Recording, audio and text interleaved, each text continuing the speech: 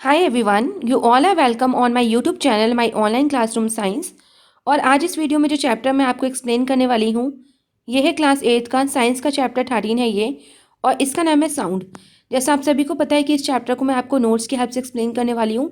Notes में से अक्सर इंपॉर्टेंट कॉन्टेंट है, पॉइंट्स में है, साथ ही जो इंपॉर्टेंट वर्ड्स हैं, पॉइंट्स हैं, वो हाईलाइटेड हैं, जिससे आपको ईजिली समझ में आ जाएगा कि कौन से ऐसे बहुत ज़्यादा इंपॉर्टेंट पॉइंट्स हैं जो आपको याद रखने हैं, और एग्ज़ाम टाइम पे भी यहाँ से आपके इंपॉर्टेंट क्वेश्चंस बनेंगे। तो आई होप ये वीडियो आपको अच्छी लगेगी और आपको ये काफ़ी हेल्प करेगी आपके एग्ज़ाम टाइम पे। तो चलिए स्टार्ट करते हैं। देखिए, चैप्टर का नाम ही है साउंड, यानी आवाज़। अब यहाँ पे हम इंट्रोडक्शन में जानेंगे कि इस चैप्टर में हम क्या पढ़ने वाले हैं। तो इस चैप्टर में हम साउंड के बारे में जानेंगे, इसकी कैरेक्टरिस्टिक्स के बारे में जानेंगे, और किस तरह से इसकी वर्किंग प्रोसेस है उसके बारे में जानेंगे। It is a form of energy, साथ ही हम ये भी जानेंगे कि ये एक एनर्जी फॉर्म है, मतलब फॉर्म ऑफ एनर्जी है। साथ ही it needs a medium to travel, साथ ही इसे एक मीडियम चाहिए ट्रैवल करने के लिए। It travels in the form of waves, तो अगर इसको मीडियम चाहिए ट्रैवल करने के लिए, तो वो कौन से मीडियम हुए, और साथ ही किस फॉर्म में ये ट्रैवल करता है साउंड। तो ये वेव्स के फॉर्म में ट्रैवल करता है। It gives us the sense of hearing, इसी की वजह से हमें सुनने का एक जो सेंस है वो हमें होता है। साथ ही ये डिफरेंट टाइप्स, और ये बहुत डिफरेंट टाइप का हो सकता है साउंड, और ईजिली हम आइडेंटिफाई भी कर सकते हैं कि ये किस चीज़ का साउंड है। हाउ साउंड इज प्रोड्यूस, देखिए नेक्स्ट हेडिंग है, जब एक पार्टिकल या फिर कोई भी बॉडी जब मूव करती है to and fro about its mean position, it is said to vibrate. यानी कोई भी पार्टिकल या बॉडी जो अपनी एक पोजीशन से थोड़ा आगे जाके फिर उसी वापस उसी पोजीशन पे आ जाता है, तो उस चीज़ को हम वाइब्रेट कहते हैं। Every source of sound is vibrating body, जैसे कि देखिए, हर एक सोर्स जो कोई भी होगा, अगर उसमें साउंड क्रिएट हो रहा है तो मतलब वो वाइब्रेटिंग बॉडी है, उसके वजह से वो साउंड क्रिएट हो रहा है। जैसे कि आप जब मंदिर जाते हैं तो टेम्पल की जो बेल होती है, जब उसको स्ट्राइक करते हैं, जब उसमें हाथ टच करते हैं, मारते हैं उसको, तो उससे क्या होता है, जैसे आप टच करते हो बेल को तो वो रिंग करती है, ठीक है, उसमें से आवाज़ आती है, और you can feel the vibration, और उसके साथ ही आप भी वाइब्रेशन को महसूस कर सकते हो। इसी तरह से touch lightly your throat with the finger and speak, इसी तरह से आप अपने जो थ्रोट है उसको टच करिए लाइटली अपने फिंगर्स के साथ, और जब आप बोलेंगे तो आप भी वाइब्रेशन जो है, मतलब मूवमेंट थ्रोट की, वो महसूस कर सकेंगे कि वो किस तरीके से पहले अपनी पोजीशन पे था, फिर बाहर आया, फिर अंदर गया, तो टू एंड फ्रो की पोजीशन में आया। इसके बाद हम जानेंगे ट्यूनिंग फॉर्क। देखिए, एक ऐसी डिवाइस होती है ट्यूनिंग फॉर्क, जो एक सिस्टमेटिक स्टडी करते हैं हम इससे लेबोरेटरी में। ट्यूनिंग फॉर्क जो होती है यू शेप्ड फॉर्क होती है स्टील की, जो provided with a steel handles, इनके मतलब हैंडल जो होता है स्टील का होता है। टू आर्म्स होती हैं जिन्हें हम प्रोंग्स कहते हैं, और एक हैंडल होता है जिसे हम स्टेम कहते हैं। It is frequency is written on its stem, तो इसकी जो फ्रीक्वेंसी होती है वो इसकी स्टैम्प पे लिखी होती है। When it is hit hard to a rubber pad it vibrate, जब इसको बहुत हिट हार्ड आप करोगे रबर पैड पे तो ये वाइब्रेट करता है। टर्म्स क्या है यूज़ करने की रेफरेंस टू साउंड में, तो oscillatory motion, vibrations, the to and fro motion of the vibrating prongs of a tuning fork और स्ट्रिंग्स ऑफ अ गिटार और rubber band are similar to the oscillations of the pendulum of a clock. तो यहाँ पे ये चीज़ बताइए, जिस तरह से आपने क्लॉक का पेंडुलम देखा होगा कि किस तरीके से वो एक जगह से हिल के दूसरी जगह जाता है और फिर वापस आ जाता है। इसी तरीके से यहाँ बताया वाइब्रेटिंग वाइब्रेशन का प्रोसेस जो होता है, इसमें भी जैसे अपने स्ट्रिंग्स देखे होंगे गिटार के या रबर बैंड के, आप सिंपल सा रबर बैंड लीजिए और उसको फिंगर से पहले स्ट्रेच करिए, और दूसरे हाथ की फिंगर से आप उसको टच करिए, तो वो भी पेंडुलम की तरह एक पोजीशन से दूसरी पोजीशन जाएगा और फिर वापस आएगा। तो इसी को हम बोलते हैं टू एंड फ्रो मोशन, जिसकी वजह से कौन सा एक तरह का मोशन क्रिएट हो रहा है, ऑसिलेटरी मोशन, और इसी वजह से वाइब्रेशन होगी और साउंड भी क्रिएट होता है। It is just like the prong और the string moves fast and you can not notice how it is moving. But आप कुछ किसी चीज़ में देखें, जैसे स्ट्रिंग्स होते हैं तो वो इतने फास्ट मूव करते हैं कि आप नोटिस नहीं कर पाते हैं। अब आते हैं टाइम पीरियड।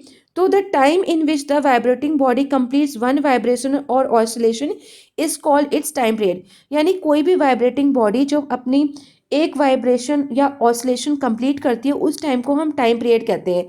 यानी जो मैंने रबर बैंड का आपको एग्जांपल बताया, जब वो अपनी एग्जैक्ट पोजीशन पे है, जैसे आप सुने आपने उसको टच किया, स्ट्रेच किया, अपनी दूसरी फिंगर से, तो वो अपनी स्टार्टिंग पोजीशन से थोड़ा मूव होके दूसरी पोजीशन तक जाएगी और फिर वापस आ जाएगी। तो ये जो उसने एक वाइब्रेशन कंप्लीट किया, एक ऑसिलेशन कंप्लीट किया, इसी को हम टाइम पीरियड कहेंगे। यहाँ पे याद रखना, वाइब्रेशन आप इस्तेमाल कर सकते हो या ऑसिलेशन, दोनों ही सेम है। तो it is denoted by T, capital T से हम इसको डिनोट करते हैं और इसकी यूनिट होती है सेकेंड। अब आते हैं frequency. Number of complete oscillation made in 1 second is called frequency of oscillations. यानी 1 सेकेंड में कितनी बार कंप्लीट ऑसिलेशंस हुआ, उसी को हम बोलेंगे frequency of oscillation. It is denoted by F और capital V and measured in hertz. H capital होगा, जेड स्मॉल होगा। A frequency of 1 hertz is 1 oscillation per second. यानी ऑसिलेशन वंस, कितना ऑसिलेशन हुआ मतलब एक मूवमेंट कितनी कंप्लीट हुई, वो जैसे टू और फ्रो वाला ही मोशन बता रहा है, पर second. If an object oscillate 60 times in 1 second, it's frequency is 60 hertz. तो अगर कोई ऑब्जेक्ट जो है वो वाइब्रेट होता है 60 टाइम्स 1 सेकेंड में, तो उसकी फ्रीक्वेंसी हो जाएगी 60 हर्ट्ज। यहाँ पेंडुलम की तरह यहाँ पे बताया गया है किस तरह से डायरेक्शन मूव होता है। अब आते हैं एम्पलीट्यूड क्या है। The maximum displacement of the oscillatory body from the main position on one side is called it's amplitude. यानी मैक्सिमम डिस्प्लेसमेंट, यानी कोई चीज़ ए पॉइंट पे है और जिस हिसाब से आपने उसको टच किया वो बी पॉइंट पे पहुंची या फिर स्पीड से सी पॉइंट पे पहुंची, तो कितना वो डिस्प्लेस हुई, यानी ए से बी तक आई, तो वो ये जो गैप है मेन पोजीशन से लेकर डिस्प्लेसमेंट यानी ए पॉइंट से बी पॉइंट तक का, वो उसका एम्पलीट्यूड है। इसी तरह से जब वो बी पॉइंट पे आई और बी से मूव करके सी पॉइंट पे आई, तो बी से सी के बीच का जो डिस्प्लेसमेंट होगा, डिस्टेंस होगा, वो उसका एम्पलीट्यूड कहलाएगा। तो एम्पलीट्यूड हमें बताता है कितना फार कोई ऑब्जेक्ट जो है वो डिस्प्लेस हुआ अपनी एग्जैक्ट सेंट्रल पोजिशन से। फ्रिक्वेंसी हमें बताती है कितना फास्ट वाइब्रेशन जो है रिपीटिंग हुआ इटसेल्फ, जैसा पिक्चर्स में देख सकते हैं। Time period for one oscillation, time taken for one oscillation upon number of oscillations. Relation क्या है फ्रीक्वेंसी एंड टाइम पीरियड में? तो if vibration is frequency of the vibrating body and capital T is the time period, then vibrations और oscillations are completed in 1 second. इसी तरीके से जो time period होगा गिवन होगा वन वाइब्रेशन जो कि कंप्लीट होगा 1 सेकेंड में, but time taken complete one vibration in its time period. तो टाइम पीरियड निकालने का क्या फॉर्मूला है? 1/फ्रीक्वेंसी या फिर small F is equal to 1/कैपिटल टी, या फिर टी इज इक्वल टू 1/एफ। चलिए अब हम जान लेते हैं कैरेक्टरिस्टिक्स ऑफ साउंड। तो there are two main characteristics जो डिस्टिंग्विश करती हैं, जो बताती हैं क्वालिटी ऑफ साउंड। और ये जो कैरेक्टरिस्टिक्स हैं ये हैं loudness of sound and it's pitch. तो लाउडनेस क्या है, आप इजिली डिस्टिंग्विश कर सकते हो लाउड और सॉफ्ट साउंड में। आप ये भी बता सकते हो किस तरह से साउंड प्रोड्यूस होता है बाय वाइब्रेटिंग बॉडी। अगर आप एक प्लग करोगे स्ट्रक्चर्ड रबर बैंड सॉफ्टली, तो वाइब्रेट होगा वो स्मॉलर एम्पलीट्यूड पे। अगर आप उसको बहुत हार्डर, थोड़ा बहुत ज़ोर से अगर इसको प्लग करोगे तो ये वाइब्रेट करेगा बहुत ज़्यादा और ज़्यादा ग्रेटर एम्पलीट्यूड आपको शो करेगा। The larger the amplitude the louder is the sound produce. यानी जितना ज़्यादा एम्पलीट्यूड लार्ज होगा उतना ज़्यादा जो साउंड होगा वो लाउडर होगा। लाइकवाइज इसी तरह से एम्पलीट्यूड अगर कम हुआ, स्मॉल हुआ, तो जो साउंड प्रोड्यूस होगा वो फीबल यानी बहुत ही धीमा होगा। पिच पे आते हैं, तो पिच क्या है? साउंड्स कैन बी कैरेक्टराइज, हम साउंड को कैरेक्टराइज कर सकते हैं। श्रिल जैसे कि विसल होती है, और बास like that of a drum, यानी बहुत तेज की ड्रम की आवाज़। जो पिच होती है साउंड की वो डिस्क्राइब करती है हाउ श्रिल और बास साउंड इज। फ्रीक्वेंसी जो है वाइब्रेशन की वो डिटरमाइंस करती है श्रिलनेस और पिच ऑफ एनी साउंड। इसी के साथ जो फ्रीक्वेंसी होगी वाइब्रेशन की वो लो होगी, जिसे हम कह सकते हैं कि जो साउंड है वो लो पिच का है, मतलब धीमा है। और इसी तरह से फ्रीक्वेंसी वाइब्रेशन की अगर हाई हुई तब हम कह सकते हैं कि जो साउंड है वो हाई पिच पे है। तो यहाँ पे कैरेक्टरिस्टिक्स पिक्चर के द्वारा भी आप फ्लो चार्ट के द्वारा समझ सकते हैं। कैरेक्टरिस्टिक्स ऑफ साउंड लाउडनेस है और पिच है। लाउडनेस के नीचे वाइब्रेशन है, पिच के नीचे फ्रीक्वेंसी है। वाइब्रेशन में मोर और लेस यहाँ शो किया गया, जहाँ मोर वाइब्रेशन होगा लाउड साउंड होगा, जहाँ पे लेस वाइब्रेशन होगा लेस साउंड होगा। पिच के नीचे फ्रीक्वेंसी है, फ्रीक्वेंसी देखिए मोर होगी फ्रीक्वेंसी तो हाई पिच माना जाएगा, लो होगी तो लो पिच माना जाएगा। अब आते हैं टाइप्स ऑफ साउंड पे। तो दो तरह के टाइप्स ऑफ साउंड है, ऑडिबल एंड इनऑडिबल। नाम से समझ में आ रहा होगा, ऑडिबल मतलब जो हमारे कानों के द्वारा सुनी जा सके आवाज़ें, इनऑडिबल साउंड जो हमारे कानों के द्वारा नहीं सुनी जा सकें। तो फ्रीक्वेंसी जिसकी फ्रीक्वेंसी 20 वाइब्रेशन पर सेकेंड या 20 हर्ट्ज से आर नॉट कम होगी, तो ऐसी आवाज़ें जो हैं are not audible to human ears, वो हमें सुनाई नहीं देती। अगर frequency more than 20,000 vibration per second या 20,000 हर्ट्ज होगी, तब उस वॉइस को ह्यूमन ईयर्स आराम से सुन सकते हैं। ह्यूमन ईयर्स की जो रेंज है ऑडिबल फ्रीक्वेंसी की, वो फ्रॉम 20 हर्ट्ज से 20,000 हर्ट्ज है। यानी आप समझ जाइए कि लेस देन 20 हुआ तो हमें कोई आवाज़ सुनाई नहीं देगी। 20,000 हर्ट्ज तक जो आवाज़ होगी 20 से लेके वो हमें सुनाई देगी।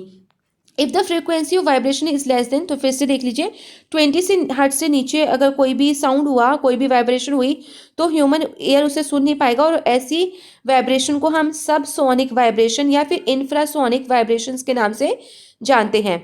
तो ये याद रखिएगा, बहुत इंपॉर्टेंट क्वेश्चन यहाँ से बनेगा आपका। इसके बाद अगर कोई फ्रीक्वेंसी अबव 20,000 हर्ट्ज होगी, तो human ear can not perceive hear them, such vibrations are called ultrasonic vibration और सिंपली अल्ट्रासोनिक। तो ऐसी वाइब्रेशन भी हमारे जो कान है वो परसीव नहीं कर पाएंगे, और ऐसी वाइब्रेशंस को हम अल्ट्रासोनिक वाइब्रेशन या सिंपली अल्ट्रासोनिक कहते हैं। सम एनिमल्स जो हैं जिनकी फ्रीक्वेंसी हायर देन 20,000 हर्ट्ज होती है, जैसे डॉग्स डॉग्स हायर 20,000 हर्ट्ज की फ्रीक्वेंसी भी सुन लेते हैं। डॉग्स इस काम में ट्रेंड होते हैं कि किस तरह से विसल के साउंड पे वो रिस्पॉन्स करते हैं, प्रोड्यूस करते हैं ultrasonic vibrations. Crime branch police जो होती है वो यूज़ करती है सच इस तरह के विसल्स को, ताकि वो अपने डॉग्स को कमांड्स दे सके। बैट्स जो होते हैं वो इस तरह की फ्रीक्वेंसी को सुनते हैं। व्हेन बैट्स फ्लाई, जब वो रात को फ्लाई करते हैं तो अल्ट्रासोनिक वेव्स को सुनते हैं जो स्ट्राइक करती है ऑब्जेक्ट से और फिर रिटर्न होके आती है। इस तरह से जो बैट्स हैं वो अपने शिकार का रास्ता एक तरह से रात में खोज लेते हैं। साउंड देखिए लिखा ही है, फ्लो चार्ट के द्वारा आप समझ जाएंगे। 20 hertz to 20,000 hertz. Less than हुआ, मोर देन हुआ। लेस देन हुआ तो सबसोनिक और इंफ्रासोनिक कहेंगे, मोर देन हुआ तो अल्ट्रासोनिक कहेंगे। इंफ्रासोनिक और अल्ट्रासोनिक दोनों ही केस में can not be heard by human ear. तो ये दोनों ही साउंड इस तरह के वाइब्रेशन इस हर्ट्ज के रेंज में ह्यूमन ईयर को सुनाई नहीं देते। यूजेस देख लेते हैं अल्ट्रासोनिक वेव्स का क्या यूज़ है। पेस्ट कंट्रोल में अल्ट्रासोनिक वाइब्रेशन अगर करा जाए तो इससे चूहे भगाने, कॉकरोच भगाने में जो गोडाउंस होते हैं वहाँ से भगाने में हेल्प मिलती है। Body scan of foetus, ultrasound scan करके यूज़ करते हैं स्टडी, ताकि जान सके फ्यूटस में अनबॉर्न चाइल्ड जो है उस internal body organs, treatment of joint pains etcetera में हेल्प मिलती है। ट्रैवलिंग ऑफ साउंड देखते हैं नेक्स्ट हेडिंग। तो sound can not travel through vacuum, यानी साउंड जो है वो ऐसा नहीं कि वैक्यूम में ट्रैवल कर ले, वो कभी नहीं कर सकता। Sound if there is no air, अगर एयर ना हो, वैक्यूम का मतलब है कि कोई सोर्स ऑफ मीडियम ना हो, तो अगर हवा ना हो, एयर ना हो, तो जो भी वाइब्रेटिंग ऑब्जेक्ट हैं वो शायद हमारे एयर तक उसकी आवाज़ आए ही ना। तो इसके लिए एयर मॉलिक्यूल्स बहुत ज़रूरी होती हैं, क्योंकि एयर मॉलिक्यूल्स जो हवा मौजूद होती है और कोई भी चीज़ वाइब्रेट होती है तो उस हवा के द्वारा, एयर मॉलिक्यूल्स के द्वारा ही उस चीज़ की आवाज़ हमारे कानों तक आती है। ये जो वाइब्रेटिंग मॉलिक्यूल्स हैं make the next molecules in vibration. तो ये मॉलिक्यूल जो हवा में प्रेजेंट एक तरह के हवा एयर के जो मॉलिक्यूल्स होते हैं, जब वाइब्रेशन होता है तो कुछ मॉलिक्यूल्स में जब ये पहुंचता है साउंड वाइब्रेशन, फिर दूसरे मॉलिक्यूल में ट्रांसफर होता है। इस तरह से एक के बाद एक ट्रांसफर होकर हमारे कानों तक पहुंचता है। साउंड कैन थ्रू साउंड जो है वो ट्रैवल कर सकता है सॉलिड्स में भी, लिक्विड्स में, गैसेस यानी एयर में। साउंड नीड्स, हमेशा साउंड को ध्यान रखिएगा, नीड एक मीडियम चाहिए होता है ट्रैवल करने के लिए। ट्रैवल मतलब एक जगह से दूसरी जगह पहुंचने के लिए। It means sound can be heard only, इसका मतलब ये हुआ साउंड हमें तभी सुनाई देगा जब उसे ट्रैवल करने का मीडियम मिलेगा। ये गैस में, लिक्विड, सॉलिड में, हर तरह के ऑब्जेक्ट में एक तरह से ट्रैवल कर सकता है। फॉर एग्जाम्पल जैसे we can hear any sound on the earth surface because of the presence, अगर हमें अर्थ सरफेस पे कोई भी आवाज़ हम सुनने लायक हैं तो वो इसी वजह से क्योंकि हमारे चारों तरफ एयर एटमॉस्फेयर प्रेजेंट है। नेक्स्ट हेडिंग पे आते हैं, तो ये है मूवमेंट ऑफ साउंड वेव्स, यानी मूवमेंट किस तरीके से होता है साउंड वेव्स का। तो देखिए साउंड प्रोड्यूस होता है जब वाइब्रेट होती है कोई बॉडी। वाइब्रेटिंग बॉडी जो होती है वो ट्रांसफ़र करती है साउंड एनर्जी को टू द सराउंडिंग, जो चारों तरफ एयर मॉलिक्यूल्स हैं, जब उसमें ट्रांसफ़र होता है तब जाके हमें ये साउंड सुनाई देता है। Air molecules also start vibrating with some frequency, इसके साथ ही जो एयर मॉलिक्यूल्स होते हैं वो भी अपने आप अपने आप ही वाइब्रेट करना स्टार्ट कर देते हैं कुछ फ्रीक्वेंसी में। अब आते हैं स्पीड ऑफ साउंड देख लेते हैं। तो साउंड की क्या स्पीड होती है? तो स्पीड ऑफ साउंड कहीं ना कहीं मीडियम जो है वो डिफाइन करता है डिस्टेंस ट्रेवल किस तरह का मीडियम है, उसके हिसाब से साउंड जो है 1 सेकेंड इन दैट मीडियम में ट्रेवल करता है। इसकी स्टैंडर्ड यूनिट देखें तो मीटर पर सेकेंड के हिसाब से डिपेंड करती है नेचर ऑफ द मीडियम और साथ ही टेम्परेचर क्या था मीडियम का जिस पे वो ट्रेवल कर रहा है साउंड। अगर लाइट की बात करें तो light travels faster than sound, यानी जो लाइट होती है, रोशनी होती है, वो साउंड से ज़्यादा फास्टर होती है। इसका एग्जांपल ये है कि आपने देखा होगा कभी जब तूफान आता है, बादल में थंडरिंग होती है, बादल गरजते हैं, तो और साथ ही बिजली चमकती है। तो जब बिजली चमकती है तो आपने देखा होगा बाहर कि बिजली जो है वो पहले आपको दिखाई देती है और जो साउंड है, आवाज़ जो है थंडरिंग की यानी बादलों की गरजने की, वो आपको बाद में सुनाई देती है। दोनों साथ में एक्टिविटी हो रही है बट लाइटनिंग पहले दिखेगी और थंडरिंग बाद में सुनाई देगी। तो इसका मतलब ये हुआ कि जो लाइट है वो ज़्यादा तेज फास्टर होती है साउंड के कंपैरिजन में। It shows that light travels much faster than sound. यहाँ पे यही लिखा है sounds are clear and louder when heard through solid and liquids rather than air. तो अगर साउंड जो है क्लियर होगा, लाउडर होगा जब हम उसे सुनेंगे थ्रू सॉलिड और लिक्विड, यानी हवा में इतना ज़्यादा वो फास्ट नहीं होता साउंड का, बट सॉलिड और लिक्विड अगर मीडियम है तो वहाँ पे ये बहुत तेज़ी से आपको सुनाई देगा। Sound travels 4 times faster through water and 10 times faster through wood than through air. तो यहाँ पे साफ लिखा है कि जब साउंड ट्रैवल करता है तो अगर उसका मीडियम पानी है, लिक्विड फॉर्म है, तो कम से कम 4 गुना जल्दी आपको सुनाई देगा इसके किसके कंपैरिजन, एयर के कंपैरिजन में। और जब सॉलिड जैसे वुड है तो वहाँ पे आपको ज़्यादा 10 टाइम्स फास्टर सुनाई देगा किसके कंपैरिजन में, एयर के। तो यहाँ पे देखिए मीडियम बताया गया है, स्पीड बताई गई है, ये देख लीजिए। इसके बाद आते हैं म्यूज़िक एंड नॉइस। तो म्यूज़िक एंड नॉइस में क्या अंतर है? जब हम डिफरेंट साउंड सुनते हैं रोज़, कुछ साउंड हमें बड़ा अच्छा लगता है और कुछ हमें बड़ा परेशान कर देता है, हमें लगता है ये क्या शोर है ये। एक टिन बॉक्स लीजिए, उसमें स्मॉल स्टोन्स डाल दीजिए, शेक इट, उसको हिला दीजिए। अब जो मूवमेंट होगा स्टोन का, उससे इरेगुलर और अनप्लेजेंट साउंड एक तरह से क्रिएट होगा। तो इरेगुलर वाइब्रेशन यानी नॉइस, अनवांटेड अनप्लेजेंट ऐसा आवाज़ जो आप पसंद नहीं कर रहे उसे हम शोर कहते हैं यानी नॉइस कहते हैं। साइंटिफिकली नॉइस जो प्रोड्यूस होता है वो इरेगुलर वाइब्रेशन, यानी जब वाइब्रेशन इरेगुलर हो। इसके बाद इफेक्ट्स क्या है साउंड के ऑन ह्यूमन बींग्स और एनिमल्स पे? तो एक्सपोजर यानी बहुत हाई नॉइस लेवल्स होगा तो इससे परमानेंट बहरापन, डिफनेस आ सकती है। हाई पिच नॉइस से आपका नर्वस टेंशन हो सकती है, ब्लड प्रेशर हो सकता है हाई। इसके साथ ही it can cause heart attacks. Loudness of sound की वजह से, लाउडनेस जो होती है साउंड की वो मेजर करते हैं डेसिबल में। डी स्मॉल होगा, बी कैपिटल होगा, इसको याद रखिएगा, क्वेश्चन पूछा जाता है यहाँ से कि लाउडनेस जो है साउंड की वो किस में मेजर होती है। Lower threshold of human hearing is taken as 10 on the decibel scale. तो एक नॉर्मल अगर बात करें तो 10 डेसिबल स्केल पे आवाज़ क्लियर हमें सुनाई देती है। रेगुलर वाइब्रेशन जैसे म्यूजिकल साउंड जो अदर हैंड हमें बहुत अच्छा लगता है, मन करता है सुनते रहें, बजता रहे, तो ये एक तरह के रेगुलर वाइब्रेशंस में काउंट होता है। अब आते हैं इफेक्ट्स जान लेते हैं म्यूज़िक का ऑन ह्यूमन। तो म्यूज़िक हमें बहुत काम रखता है, कंफर्टेबल रखता है, हम खुश रहते हैं, हमारा मूड अच्छा हो जाता है, चेंज हो जाता है। People learn the art of music, इसके साथ ही लोग एंटरटेनमेंट के लिए आर्ट ऑफ म्यूज़िक भी इसको सीखते भी हैं। अब आते हैं म्यूज़िकल इंस्ट्रूमेंट्स की बात जान लेते हैं। तो म्यूज़िकल इंस्ट्रूमेंट्स भी डिवाइडेड हैं डिफरेंट कैटेगरीज में on the basis of source of sound, यानी वो किस तरह का साउंड क्रिएट करते हैं। तो जैसे स्ट्रिंग्ड इंस्ट्रूमेंट्स हैं और तंतु वधवा जैसे गिटार, वायलिन, वीणा, सरोद, सितार, हार्प, संतूर, एकतारा। तो इन सब में स्ट्रिंग होते हैं, तार होते हैं, और उन्हीं को एक तरह से टच करके एक वाइब्रेशन स्ट्रिंग्स होते हैं ये जो वाइब्रेट होते हैं और जिसकी वजह से बड़ा अच्छा म्यूज़िक बनता है। यहाँ पे डेसिबल साउंड सोर्स बताया गया है, कितने कितने डेसिबल होता है इन चीज़ों के द्वारा।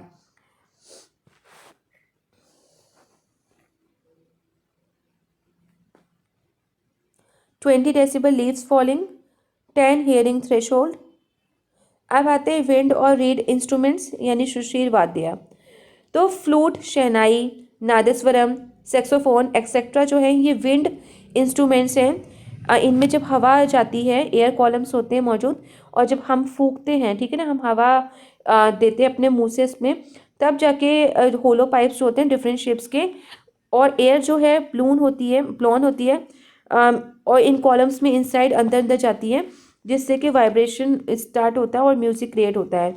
फ्रिक्वेशन और मेम्ब्रेन इंस्ट्रूमेंट्स, वावदधु वाद्य क्या है, तबला, मृदंगम, ड्रम्स, बोंगो, ढोलक, ये सारे जो है परक्यूशन इंस्ट्रूमेंट्स हैं। इनमें दे हैव एक stretch membrane over cylindrical body होती है वुड की, मेटल की या क्ले की, और एक स्ट्रेच मेम्ब्रेन होती है साइड में, टाइटनेस होती है मेम्ब्रेन में, और एरेट डेटरमाइंस होते हैं pitch of the sound produce. तो इन पे जब आप हाथ मारते हो जोर से, जैसे आपने तबला देखा होगा, तो फिर साउंड क्रिएट होता है। घाना वाद्य क्या है, मंजीरा, घाटम, नूट, बैल, जल तरंग एक्सेट्रा जो है ये फोर्थ क्लास म्यूजिकल इंस्ट्रूमेंट्स में आते हैं। ये जो इंस्ट्रूमेंट्स है कॉमनली हमारे ऑल पार्ट्स ऑफ कंट्री में यूज़ होते हैं। सिंपली इनको बीटन करके, स्ट्रक करके रिथम में आवाज़ जो म्यूज़िक है वो निकाला जाता है। साउंड मेड बाय ह्यूमन, अब आते हैं ह्यूमन किस तरह से साउंड निकालता है। तो साउंड जो प्रोड्यूस करता है human beings, human voice mechanism is complicated wind instrument. अगर ह्यूमन का वॉइस मैकेनिज्म देखें तो बहुत कॉम्प्लिकेटेड विंड इंस्ट्रूमेंट है ये। वॉइस बॉक्स और लार्निक्स जो होता है वो मोस्ट इम्पॉर्टेंट सोर्स है साउंड इन ह्यूमंस में। यानी अगर इंसान की जो आवाज़ आ रही है तो कहीं ना कहीं उसके अंदर वॉइस बॉक्स और लार्निक्स बोलते हैं, ठीक है, तो वो मौजूद है। टू लिगामेंट्स होंगे जिसे हम वोकल कॉर्ड्स कहते हैं, जो स्ट्रेच अक्रॉस द लार्निक्स के अंदर होते हैं। They leave a narrow slit between them for the passage of air, और इसके बीच में एक नैरो स्लिट होगा जिसमें पैसेज ऑफ एयर है। When the air from the lungs is force through the slits, और जब एयर जो है लंग्स के द्वारा फोर्स की जाती है through the slits, it makes vocal cords vibrate, और उसके वजह से जो वोकल कॉर्ड्स हैं हमारे वो वाइब्रेट होते हैं और साउंड हमारा बाहर आता है, जैसा यहाँ पिक्चर में शो किया गया है।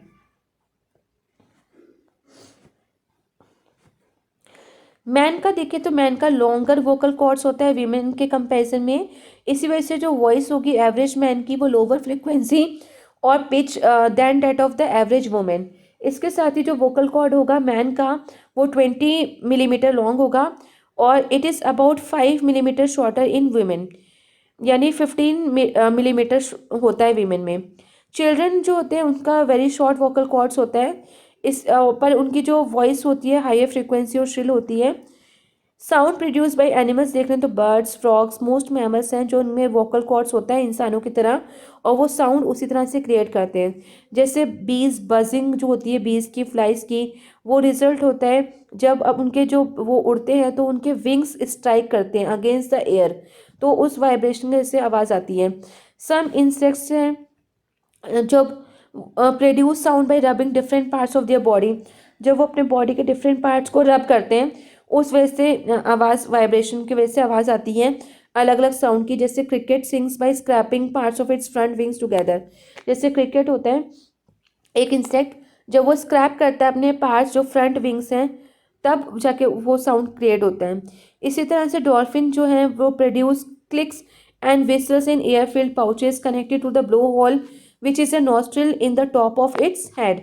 इसी तरह से बर्ड्स जो हैं वो भी means of a ring of cartilage called larynx in the windpipe. Bull frog है जो लार्ज हेडेड अमेरिकन फ्रॉग है, वो भी प्रोड्यूस करता है साउंड अपने वोकल कॉर्ड्स के द्वारा। अब हम नेक्स्ट हेडिंग पढ़ते हैं, तो नेक्स्ट हेडिंग है हाउ डू वी हियर, हमें ये चीज़ें जो है वो किस तरह से सुनाई देती हैं।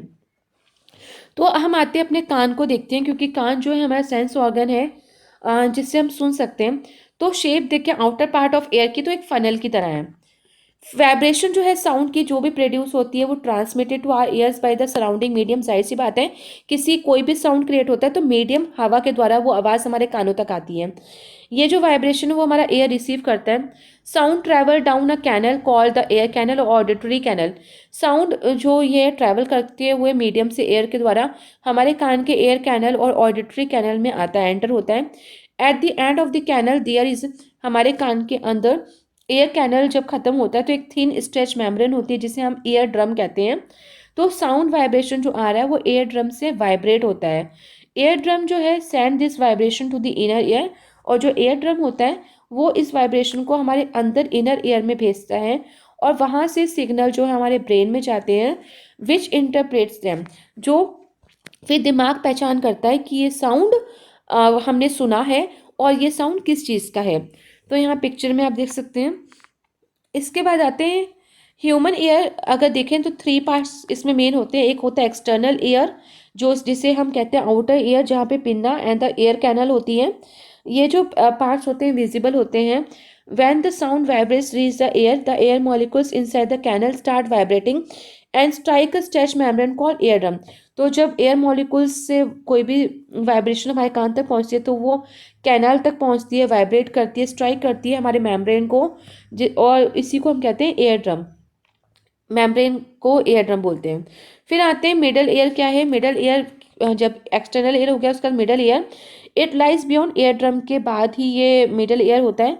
यहाँ 3 डेलिकेट इंटरलॉक्स बोन्स होती हैं जिन्हें हम हैमर, एनविल और स्ट्रिप अप कहते हैं। वाइब्रेशन जो है एयर ड्रम से जो उत्पन्न हुआ वो इन 3 बोन्स में वाइब्रेट होगा। वाइब्रेशन एक के एक बाद इन 3 बोन्स में, जैसे हैमर से एनविल में जाएगा, एनविल से स्ट्रिप में जाएगा, और वाइब्रेशन फिर इनर ईयर में आएगा। अब इनर ईयर जो है इंटरनल ईयर भी बोलेंगे। यहाँ पे कॉइल्ड ट्यूब कॉल्ड कॉक्लिया होती है। ये जो है एक रियल ऑर्गन होती है हियरिंग की। यहाँ पे टाइनी हेयर जो है inside this tube picks up vibration. तो यहाँ पे टाइनी हेयर होते हैं इनसाइड दिस ट्यूब, जो कि वाइब्रेशन को पकड़ते हैं, पिकअप करते हैं, और फिर वो सेंड करते हैं सिग्नल्स को ब्रेन में एक ऑडिटरी नर्व के द्वारा, नस के द्वारा। एंड जो ये ब्रेन है वो इंटरप्रेट करता है सिग्नल को कि मेक अस हियर साउंड। तो फिर ये ब्रेन को इंटरप्रेट करता है, सिग्नल बताता है एक तरह से कि इस साउंड को सुना जाए। अब आते हैं नॉइस पोल्यूशन। तो देखिए नॉइस हमने पहले जान लिया था कि अनवांटेड साउंड प्रेजेंट होता है एटमॉस्फेयर में। तो इस तरह के शोर को हम नॉइस पोल्यूशन नाम देते हैं। Sound to one person may be music but to others it may be noise. हो सकता है कि किसी एक इंसान के लिए वो म्यूजिक हो बट दूसरे के लिए वो शोर भी हो सके। म्यूजिकल साउंड अगर बहुत ज़्यादा टू लाउड होगा तो वो शोर में काउंट होता है। मेजर कॉजेज जो है नॉइस पोल्यूशन के, जैसे कि व्हीकल्स हैं, हॉर्न्स हैं, मशीन्स, लाउड स्पीकर्स हैं, टेलीविजन है, ट्रांसिस्टर्स हैं, तो सभी हैं। ये कूलर, मिक्सर अगर बहुत तेज़ आवाज़ में आए तो ये सभी नॉइस पोल्यूशन क्रिएट करते हैं। सम पीपल कैन नॉट, कुछ लोग हैं जो बचपन से ही नहीं सुन पाते, टोटल हियरिंग इम्पेयरमेंट होता है उनको। ऐसे पर्सनस को हम डीफ यानी बहरे कहते हैं।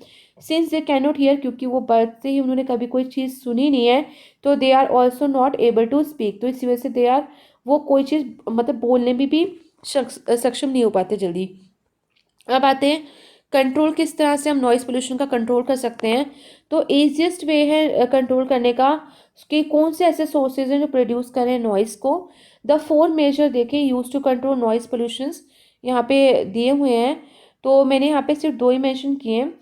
It is done by shifting the noise producing industry away from residential areas, यानी जो नॉइस प्रोड्यूसिंग इंडस्ट्रीज है उनको आप शिफ्ट कर दीजिए रेजिडेंशियल एरिया से। अननेसेसरी जो यूज़ है हॉर्न्स का शुड बी अवॉइडेड। अननेसेसरी आपने देखा होगा ट्रैफिक लग जाता है, लोग ज़बरदस्ती इतना हॉर्न्स बजाना शुरू करते हैं, तो वो अवॉइड करना चाहिए। इसके साथ ही देखिए लिखे नहीं है पॉइंट्स, पर मैं आपको बता देती हूँ कि अगर कोई बहुत लाउड म्यूज़िक प्ले कर रहा है तो उसको भी बोले कि थोड़ा धीरे प्ले करें, क्योंकि इससे बाकी लोग बहुत परेशान होते हैं। फिर इसके साथ ही आपने देखा होगा जब कोई फेस्टिवल या होता है, कुछ भी होता है, तो क्रैकर्स, ठीक है, पटाखे बहुत बहुत जलाए जाते हैं, जिसकी वजह से भी बहुत ज़्यादा साउंड क्रिएट होता है। तो इन चीज़ों, या फिर मशीन्स, इंडस्ट्रीज़ देख लीजिए, अगर घर के पास कोई इंडस्ट्रीज मशीन्स हैं, इवन लाउड स्पीकर्स लगाए होते हैं लोगों ने, तो जिसकी वजह से बहुत ज़्यादा शोर जो है, नॉइस पोल्यूशन क्रिएट होता है।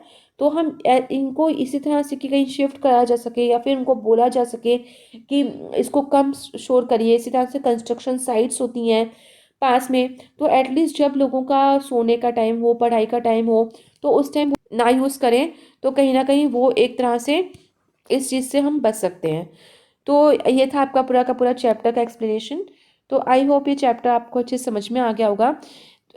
इसी तरह की और वीडियोस भी अवेलेबल हैं, तो आप जब भी मेरे चैनल पे विजिट करते हैं तो प्लेलिस्ट ऑप्शन पे ज़रूर जाया करिए, क्योंकि प्लेलिस्ट ऑप्शन पे आपको क्लास वाइज आपके सारे चैप्टर्स की वीडियोस एक्सप्लेनेशन के साथ मिल जाएंगी, प्लस इंपॉर्टेंट क्वेश्चंस भी आपको मिल जाएंगे। और इसी तरह से हमारी online classroom social science channel भी है, जहाँ पे आपको आपके सोशल स्टडीज से रिलेटेड सारा कॉन्टेंट मिल जाएगा। तो उसका लिंक मैं डिस्क्रिप्शन बॉक्स में मेंशन कर दूंगी। उस चैनल पे भी विजिट करिए एंड प्लेलिस्ट ऑप्शन पे जरूर जाइएगा। So thank you everyone.